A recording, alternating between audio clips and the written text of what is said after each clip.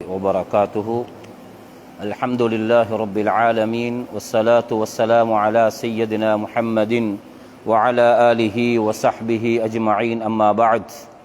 فقد قال الله سبحانه وتعالى في كتابه العزيز: أعوذ بالله من الشيطان الرجيم، بسم الله الرحمن الرحيم. لقد كان لكم في رسول الله أسوة حسنة لمن كان يرجو الله واليوم الآخر وذكر الله كثيرا. صدق الله العظيم. وقال سيدنا رسول الله صلى الله عليه وسلم: أحسن الناس خلقا. صدق رسول الله صلى الله عليه وسلم أو كما قال عليه الصلاة والسلام. கண்ணியத்துக்கும் பெருமதிப்புக்கும் உரிய உலமாக்களே, பெரியார்களே, சகோதரர்களே, தாய்மார்களே, சகோதரிகளே, ஹதரத் ரசூலுல்லாஹி ஸல்லல்லாஹு அலைஹி வஸல்லம் அவர்கள் பிறந்த மரணித்த மிக முக்கியமான ரபியுல் அவ்வல் மாதத்தை அடைந்து அதனுடைய ஆரம்ப பகுதியிலே ஹதரத் ரசூலுல்லாஹி ஸல்லல்லாஹு அலைஹி வஸல்லம் அவர்களை பற்றி பேசுவதாக இருந்தால் பல தலைப்புகளில் பேசலாம். என்றாலும் 12 தலைப்புகள் தெரிவு செய்யப்பட்டு ஹதரத் ரசூலுல்லாஹி ஸல்லல்லாஹு அலைஹி வஸல்லம் அவர்களை பற்றியான மிக பிரதானமான முக்கிய விடயங்களை ஞாபகப்படுத்தக்கூடிய இந்நிகழ்வில் நமக்கு தரப்பட்டிருக்கக்கூடிய தலைப்பு ஹதரத் ரசூலுல்லாஹி ஸல்லல்லாஹு அலைஹி வஸல்லம் அவர்களுடைய அழகிய குணம் என்ற தலைப்புக்கு கீழால் மிக விரிவாக குர்ஆனும் ஹதரத் ரசூலுல்லாஹி ஸல்லல்லாஹு அலைஹி வஸல்லம் அவர்களுடைய ஹதீஸும் நபி அவர்களோடு வாழ்ந்த சஹாபாக்கள் நபி அவர்களை பற்றி எங்களுக்கு சொல்லியிருக்கிறார்கள். அந்த கூற்றுகளையும் பார்த்தால் முஹம்மது ஸல்லல்லாஹு அலைஹி வஸல்லம் அவர்கள் மரணிக்கும் வரைக்கும் அவர்களுடைய அஹ்லாக்கை பற்றி பேசலாம். உதாரணமாக, எங்களை இடைக்கடையில் சந்திக்கக்கூடியவர்களுக்கு எங்களுடைய உண்மையான தன்மை தெரியாது. கதைப்பார்கள், சிரிப்பார்கள். திரும்ப நீண்ட நாட்களுக்கு பின்னால் சந்தித்தால் திரும்பவும் கதைப்பார்கள், பேசுவார்கள். ஆனால் எப்பொழுது எங்களோடு ஒருவர் நெருங்கி பழகிறாரோ அப்பொழுது அவருடைய நல்ல தன்மைகளும் எங்களுக்கு விளங்க வேண்டி வரும். அவரை பற்றியான தவறான சிந்தனை, பார்வை, கேள்வி, அவருடைய நடத்தைகள், இதனை பார்க்கும் பொழுது அவர்களிடத்திலே இருக்கும் குறைகள் எங்களுக்கு தென்படும். இது ஒரு மனிதனுடைய வளமை. ஆனால் முஹம்மது ஸல்லல்லாஹு அலைஹி வஸல்லம் அவர்களோடு சஹாபாக்கள் இருக்கிறார்கள். தனிப்பட்ட வாழ்க்கையிலையும் நபியவர்களுடைய பிரயாணத்திலையும் நபியவர்களோடு அன்றாடம் புழங்கக்கூடிய விடயங்களிலையும் சஹாபாக்கள் நபியை பற்றி ஆச்சரியமான அவர்களுடைய அஹ்லாக்குடைய விஷயங்களை எங்களுக்கு சொல்லியிருக்கிறார்கள். அதிலே அல் குர்ஆனில் அல்லாஹு தஆலா பிரதானமான 4 ஆயத்துக்களை முஹம்மது ஸல்லல்லாஹு அலைஹி வஸல்லம் அவர்களை பற்றி சொல்லுகிறான். முதலாவது, நாம் அனைவர்களும் அடிக்கடி கேட்கக்கூடிய ஆயத், நபியுடைய அஹ்லாக், நல்ல குணத்தை பற்றி அல்லாஹுவை பெருசிப்படுத்தி பேசினான். நபியே, வ இன்னக லஅலா ஹுலுகின் அதீம், நீங்கள் வலுப்பமான பெரிய நற்குணத்தின் மீது இருக்கிறீர்கள், உங்களிடத்திலே பெரிய அஹ்லாக் இருக்கிறது என்று அல்லாஹு தஆலா நபியை பார்த்து கூறுகிறான். உலகத்திலே ஒரு மனிதன் யாரோ ஒருவரை பின்பற்றித்தான் இந்த உலகத்திலே வாழ்ந்து கொண்டிருக்கிறான். அது நாங்கள் விரும்பினோ விரும்பாமையோ யாரோ ஒருவரை பார்த்துத்தான் நாங்கள் வாழ்கிறோம். ஒருவர் ஓடுறார், அவரை பார்த்து இன்னும் ஒருவரும் ஓடுறார். ஒருவர் நடக்கிறார், அவரை பார்த்து இன்னும் ஒருவரும் நடக்கிறார். ஒருவர் ஒரு பாடசாலையில் படித்து ஆளாகி இருக்கிறார். இவர் நினைக்கிறார் இவர் ஆளானது இந்த பாடசாலையில், அவரை பின்பற்றி மாணவர்கள் அதையே படிக்கிறார்கள். இது உலகத்துடைய ஒரு வளமை. ஆனால் நாங்கள் யாரை பின்பற்ற வேண்டும், யாரை போன்று நடக்க வேண்டும், எங்களுடைய முன்மாதிரி யார்? அல்லாஹு தஆலா உலகத்தில் வந்த எந்த ஒரு மனிதருக்கும் நீங்கள் இப்படி நடந்து கொள்ளுங்கள், இவரிடத்திலே உங்களுக்கு சிறந்த முன்மாதிரி கிடைக்கும் என்று சொல்லல்ல, முஹம்மது ஸல்லல்லாஹு அலைஹி வஸல்லம் அவர்களை தவிர. லகத் கான லகும் ஃபீ ரசூலில்லாஹ், அல்லாஹ்வுடைய தூதரில் உங்களுக்கு திடனாக இருக்கிறது உஸ்வத்துன் ஹஸனா, அழகிய முன்மாதிரி. நீங்கள் நபியவர்களை எந்த தலைப்பில் எடுத்தாலும் மிக அழகான முன்மாதிரி இருக்கிறது. யாருக்கு? எல்லோருக்கும் இல்லை. நபியுடைய முன்மாதிரி எல்லோருக்கும் இல்லை. எல்லோராலையும் அதனை பின்பற்ற முடியாது, எல்லோருக்கும் எடுத்து நடக்க முடியாது. யாருக்கு? லிமன் கான யர்ஜுல்லாஹ் வல் யௌமல் ஆகிர், அல்லாஹுவையும் மறுமை நாளையும் யார் ஆதரவு வைக்கிறார்களோ, யார் நேசிக்கிறார்களோ, உலகத்திலே மறுமையை நோக்கமாக கொண்டு யார் வாழ்கிறார்களோ, அவர்களுக்கு நபியுடைய வாழ்க்கையில் முன்மாதிரி இருக்கிறது. எல்லா கட்டங்களிலையும் நபியுடைய அஹ்லாக்கில் எந்த குறையும் காண முடியாது. இரண்டாவது ஆயத். மூணாவது ஆயத்தில் அல்லாஹ் சொல்றான், உங்களிடத்தில் ஒரு ரசூல் வர இருக்கிறார், இதோ வந்து விட்டார். லகத் ஜாஅக்கும் ரசூலும் மின் அன்ஃபுசிக்கும், அவர் மலக்குகளில் இருந்து ஒருவர் அல்ல, வேறொரு படைப்பில் இருந்து ஒருவர் அல்ல, உங்களில் இருந்தே ஒருவர். அவரும் ஒரு மனிதர். உலமாக்கள் இதற்கு தஃப்சீர் செய்வார்கள். வேறொரு இனத்திலிருந்து ரசூலை அல்லாஹ் அனுப்பியிருந்தால் மக்கள் பேசுவார்கள், ஓ அவர் மலக்கு தானே, அவருக்கு ஏலும். அவர் மனிதராக இருந்தால் அப்படி நடந்திருக்காது என்று பேசுவார்கள். அதனால் மனிதர்களுக்கு இருக்கக்கூடிய அதே உணர்வுள்ள மனிதர்கள்ல இருந்தே ஒரு ரசூல் உங்களிடத்தில் வந்திருக்கிறார். அந்த ரசூலை பற்றி அல்லாஹு தஆலா சொல்றான், அஸீஸுன் அலைஹி மா அனித்தும், அவர் கண்ணியமானவர். ஹரீசுன் அலைக்கும் பில் முஃமினீன், முஃமின்களோடு பேராசை கொண்டவர். முஃமின்களோடு பேராசை என்றால் உலகத்தில் வாழக்கூடிய ஒவ்வொரு முஸ்லிமும் சுவர்க்கம் போக வேண்டும் என்ற பேர் ஆவலுடன் இருக்கிறார். ரഊஃபுர் ரஹீம், அவர் மிக இரக்கமான ஒரு ரசூல், மிக இரக்கமானவர் என்று அல்லாஹு தஆலா நபியுடைய அஹ்லாக்கை பற்றி சொல்லுகிறான். நாலாவது ஆயத்தில தான் ஒட்டு மொத்தமாக அல்லாஹ் சொல்லிவிட்டான், இதற்கங்கல சொல்ல முடியாது. எப்படி சொல்றான்? வமா அர்சல்னாக இல்லா ரஹ்மத்தல் லில் ஆலமீன், ஆலத்தார்களுக்கே. ஆலத்தார் என்றால் யானையும் அடங்கும், எறும்பும் அடங்கும், உலகத்தில் உள்ள எல்லா படைப்பினங்களும் அடங்கும்.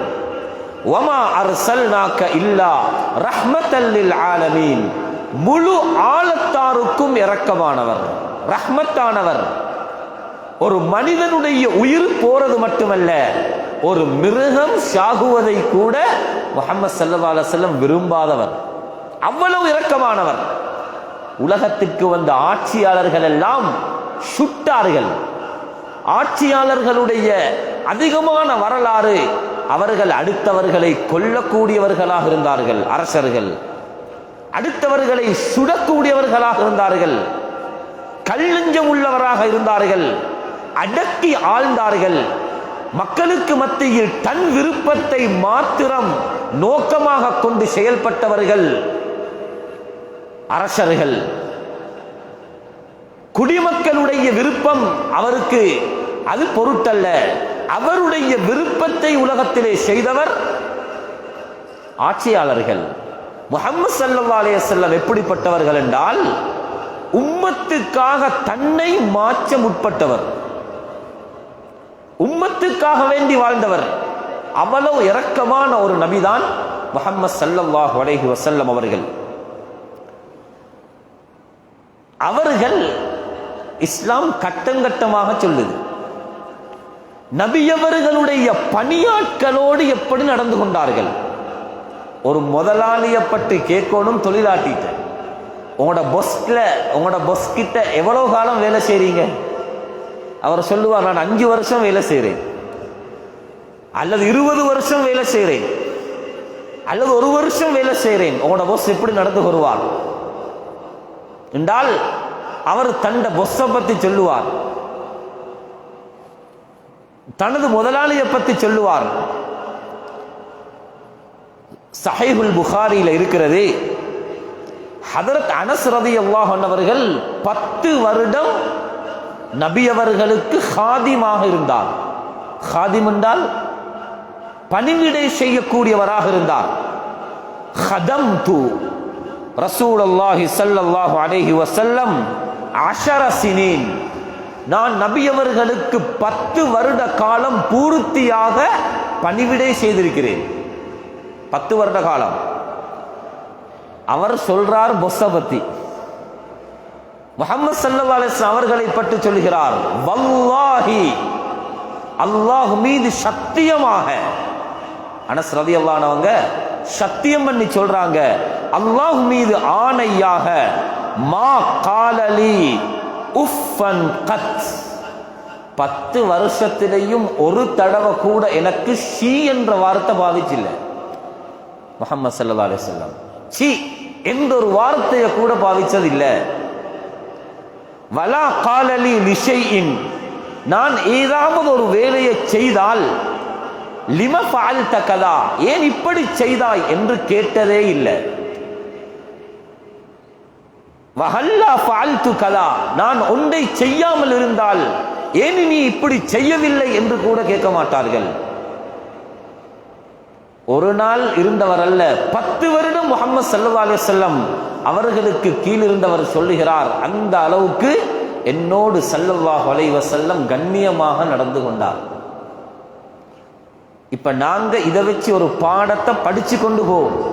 நான் ஒரு முதலாளியாக இருக்கிறேன், நான் ஒரு தலைவராக இருக்கிறேன், நான் ஒரு பிரின்சிபலாக இருக்கிறேன், நான் கடையில் ஒரு பொஸ்ஸாக இருக்கிறேன், எனக்கு கீழால் உள்ளவரை நான் எப்படி நடத்தாட்டுகிறேன்?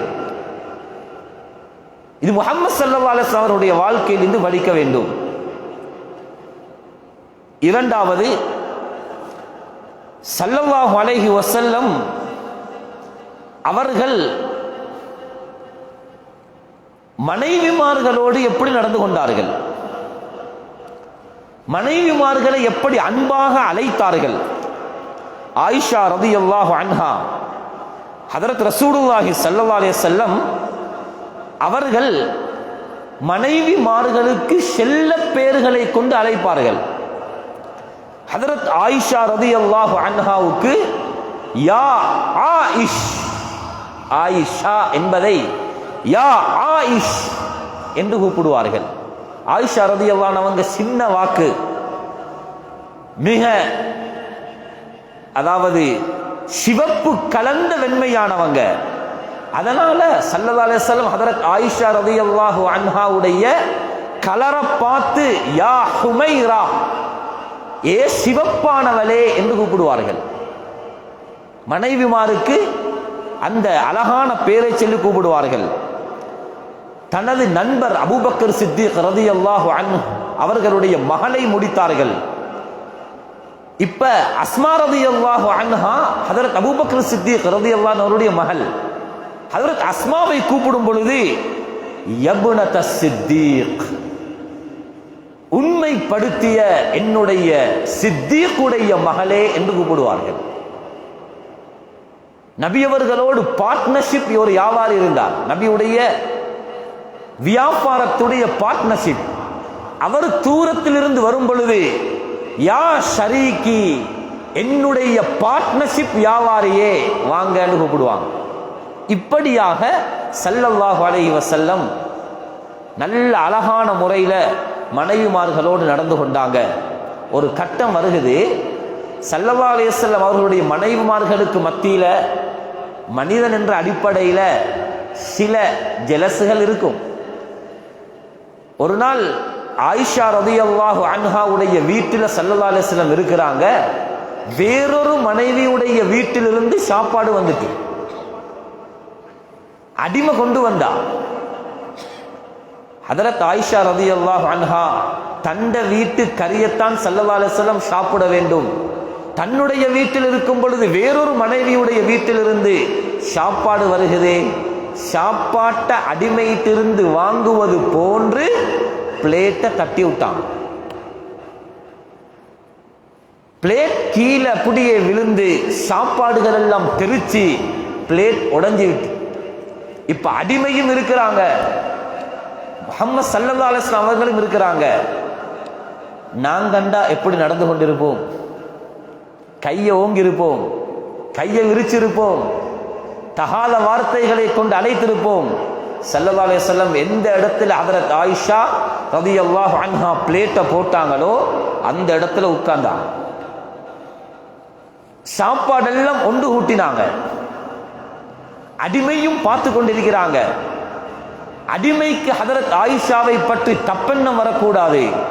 அடிமையை பார்த்து ஹதரத் ரசூலுல்லாஹி ஸல்லல்லாஹு அலைஹி வஸல்லம் சொன்னாங்க, இங்க ஒன்றும் நடக்கல்ல, காரத் உம்முக்கும், உங்களோட உம்மா ஹதரத் ஆயிஷாவுக்கு கொஞ்சம் கோபம் வந்துச்சு, அவ்வளவுதான் என்று அடிமையை சமாளிச்சாங்க.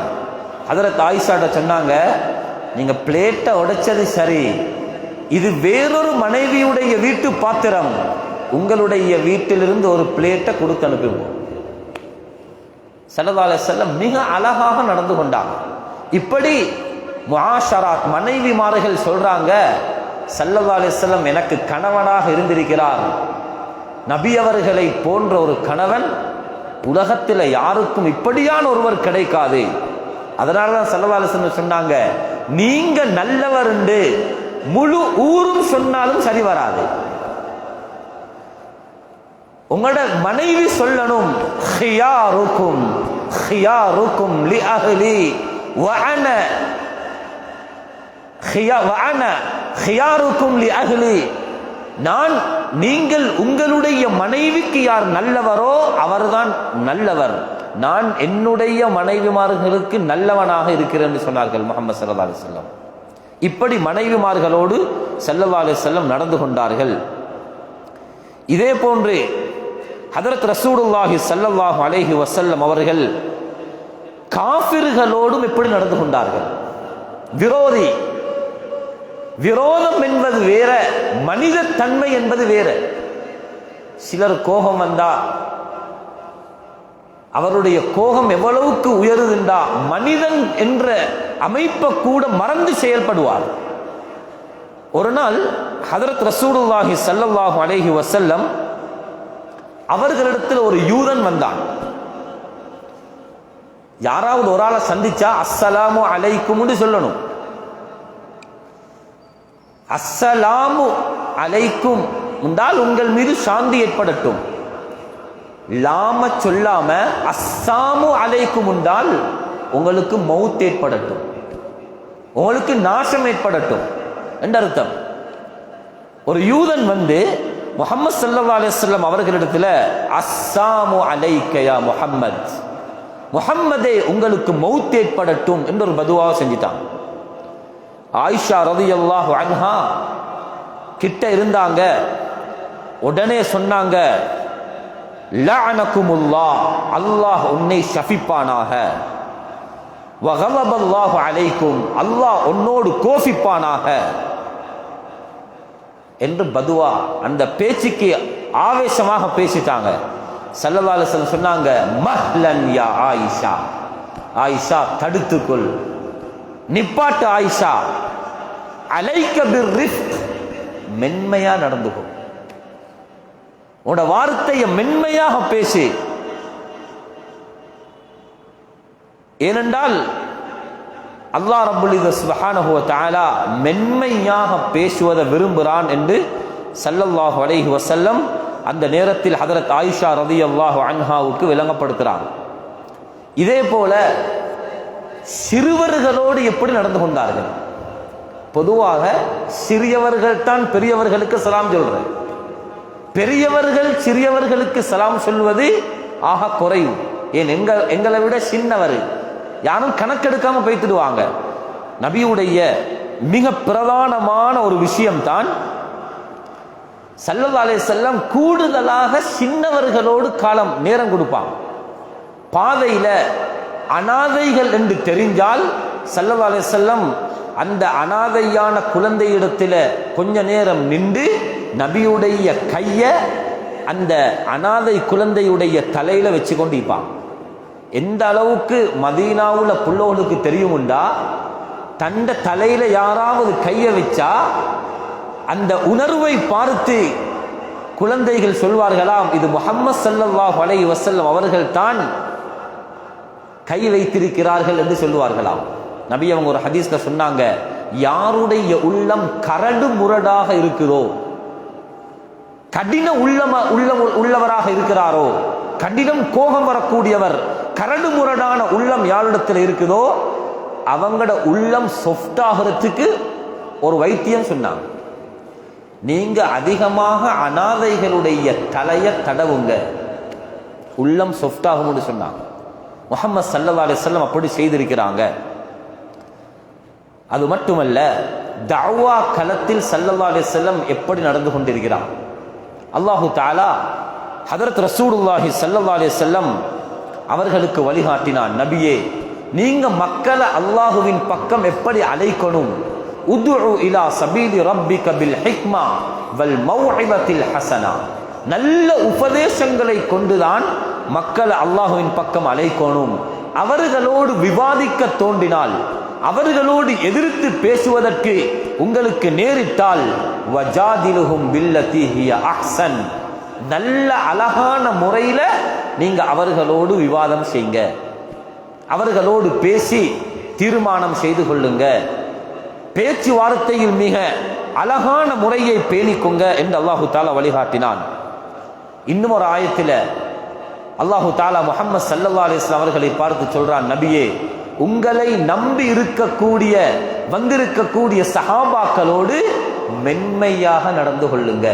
ஃபபிமா ரஹ்மத்தின் மினல்லாஹி லின்த லஹும் வலவ் குன்த ஃபல்லன் கலீதல் கல்ப், நீங்கள் கடின உள்ளமுடையவராக இருந்தால் லம் ஃபல்லு மின் ஹவுலிக், உங்களோட மாஹோல விட்டு அவங்க பெய்த்திடுவாங்க. இந்த ஆயத்தை உலமாக்கள் சொல்லுவாங்க, ஒவ்வொரு தலைவருக்கும் பொருத்தம், ஒவ்வொரு அதிபர்களுக்கும் பொருத்தம், ஒவ்வொரு ஊருடைய தலைவர்கள், ஒவ்வொரு நிறுவனத்துடைய தலைவர்கள் யாரெல்லாம் முதல் வட்டத்தில் இருக்கிறதோ அவர்களுக்கு முதலாவது தனக்கு கீழுள்ளவர்களை மன்னிக்க கூடிய பண்பு இருக்கணும். நபியுடைய பண்பு எப்படின்னா, நபியவர்கள் தவறு செய்வதில்லை, அவர்களுக்கு கீழால் இருக்கும் சஹாபாக்கள் தவறு செய்தால் அவர்களுக்காக முஹம்மது ஸல்லல்லாஹு அலைஹி வஸல்லம் இஸ்திக்ஃபார் செய்வார்கள். இது ஒரு தலைவருடைய பண்பு. விட்டு கொடுப்பார்கள், மன்னித்து விடுவார்கள். ஃபஅஃபு அன்ஹும், நபி உங்களுக்கு கீழுள்ளவர்கள் தவறு செய்தால் மன்னித்து விடுங்க.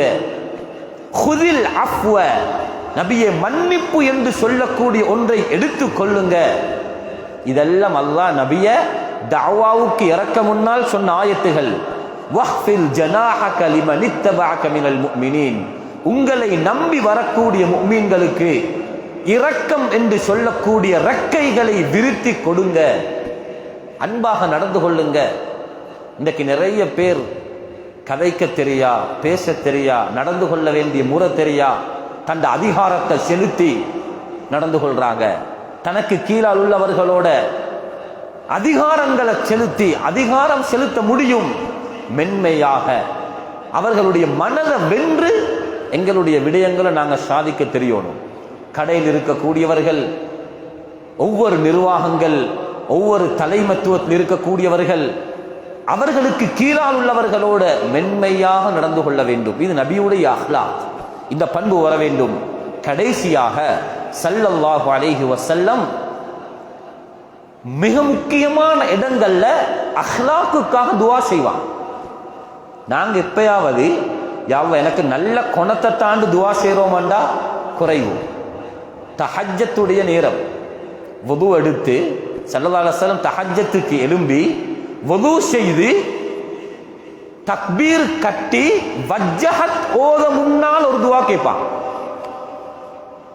தஹஜ்ஜத்துல சூரா ஃபாத்திஹா வஜ்ஜஹத் ஓத முன்னால ஸல்லல்லாஹு அலைஹி வஸல்லம் ஒரு துஆ செய்வாங்க. நாங்க இதுவரைக்கும் அந்த துஆவை தஹஜ்ஜத்துல செய்திருக்க மாட்டோம். என்ன துஆ செய்வாங்க? ஸல்லல்லாஹு அலைஹி வஸல்லம் துஆ செய்வாங்க, அல்லாஹும்ம ஹ்தினி அஹ்ஸனில் அஹ்லாக். யா அல்லாஹ், எனக்கு நல்ல அஹ்லாக்கின் பக்கம் வழிகாட்டு. அல்லாஹும்ம ஹ்தினி லி அஹ்ஸனில் அஹ்லாக். யா அல்லாஹ், எனக்கு நல்ல குணத்தை தா யா அல்லாஹ். தஹஜ்ஜத்துல ஃபாத்திஹாவுக்கு முன்னால கேட்பான். அது மட்டுமல்ல, தண்ட அழக பார்க்கிற இடம் கண்ணாடி. கண்ணாடி பார்க்கும்போது ஒரு துஆ வரும், அல்லாஹும்ம ஹஸ்ஸன்த ஹல்கி. யா அல்லாஹ், என்னுடைய பொடிய உடம்ப அழகாக்கி வைத்தது போன்று என்னுடைய குணத்தையும் அழகாக்கி வைப்பாயாக. ஸல்லல்லாஹு அலைஹி வஸல்லம் கண்ணாடி பார்க்கும் பொழுதும் அந்த துஆ செய்வாங்க. 5 நேர தொழுகைக்கு பின்னால ஸல்லல்லாஹு அலைஹி வஸல்லம் துஆ கேட்பாங்க. மிக முக்கியமான 2 துஆ 3 துஆ. அல்லாஹும்ம இன்னி அஊது பிக மினஷ் ஷிகாக் வன் நிஃபாக், நயவஞ்சகத்தனத்திலிருந்து என்னை பாதுகாப்பாயாக. வசூஇல் அஹ்லாக், கெட்ட குணத்தை யா அல்லாஹ் எனக்கு தந்துடாதே என்று ஸல்லல்லாஹு அலைஹி வஸல்லம் அதிகமாக துஆ செய்வாங்க. அன்பான சகோதரர்களே, எங்கட வாழ்க்கையில நல்ல குணங்கள் உள்ளத்துக்கு பாரமாக இருக்கும். ஷைத்தானுடைய ஊசலாட்டல்கள் ஏற்படும், கோபம் ஏற்படும். வீட்டில் மனைவியோட, தொழில் செய்யக்கூடிய இடத்துல, அன்றாடம் புழங்கக்கூடியவர்களோட, நண்பர்களோட, சொந்த பந்தங்களோட நிறைய இன்றைய குடும்பங்கள்ல பிரச்சனை.